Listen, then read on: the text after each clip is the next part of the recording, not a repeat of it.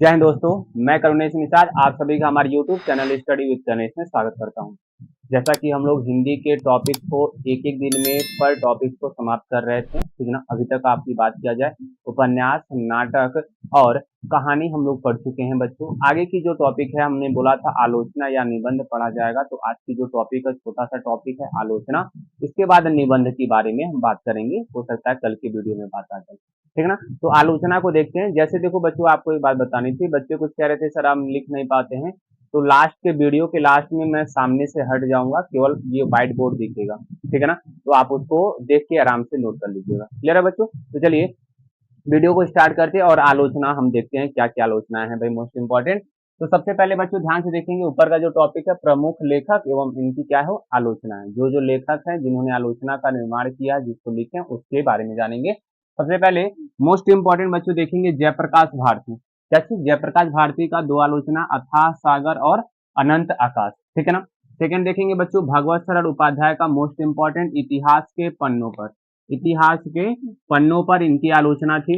लक्ष्मी सागर वासड़े, ठीक है ना। इनका जो आलोचना हो बच्चों क्या, फोर्ट विलियम कॉलेज। ये दोनों मोस्ट इंपॉर्टेंट बच्चों, ठीक है ना। इतिहास के पन्नों पर और फोर्ट विलियम कॉलेज जो है वो मोस्ट इंपॉर्टेंट है। आगे चलेंगे, श्याम सुंदर दास की जो आलोचना है बच्चों, साहित्य लोचन और रूपक रहस्य है, ठीक है ना। और आगे चलेंगे तो गुलाब राय का भी मोस्ट इंपॉर्टेंट आलोचना आता है, हिंदी काव्य विमर्श, नवरस, सिद्धांत और अध्ययन बच्चों, ठीक है ना। दोबारा से, हिंदी काव्य विमर्श ये एक है, नवरस अलग है सर, और सिद्धांत और अध्ययन जो है एक में है, ठीक है।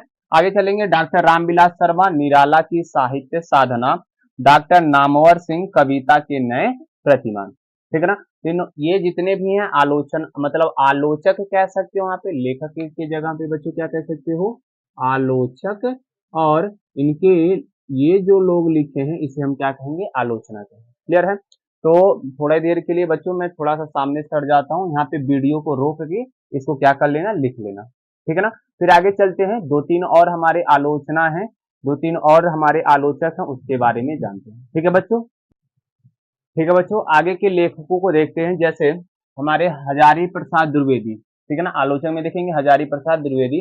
तो सर हिंदी साहित्य, सुर साहित्य, नाथ, कबीर, सिद्धों की बानियां, ठीक है ना। हमने क्या बोला, हिंदी साहित्य, सुर साहित्य, नाथ, कबीर और सिद्धों की बानियां। ये आलोचना किनकी है बच्चों, ये हजारी प्रसाद द्विवेदी की है, ठीक है ना। विनय मोहन शर्मा का आलोचना देखा जाएगा तो साहित्य शोधन समीक्षा और भाषा साहित्य समीक्षा, ठीक है ना। क्या है, साहित्य शोधन समीक्षा और भाषा साहित्य समीक्षा। आगे चलेंगे बच्चों, धर्मवीर भारती का देखेंगे तो मानव मूल्य और साहित्य, ये एक ही है, ठीक है ना। ये नहीं कि अलग अलग पढ़ लीजिएगा, मानव मूल्य और साहित्य, ये आलोचना है किसका, धर्मवीर भारती का।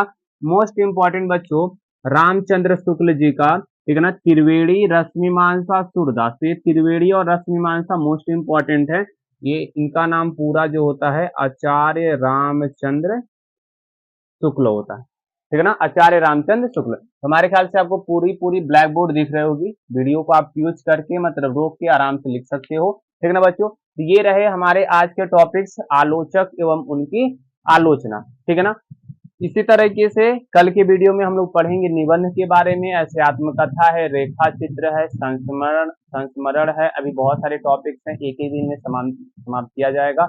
आपसे बोला गया था कि भाई आप डेली लिखे, उसको डेली याद करते रहें, तो फिर आपके लिए दिक्कतें पैदा हो जाएंगी, बहुत पहाड़ सा हो जाएगा, ठीक ना। तो चलिए आज की क्लास को बंद करते हैं, मिलेंगे कल की क्लास में, तब तक के लिए बच्चों टाटा बाय बाय, जय हिंद बच्चों।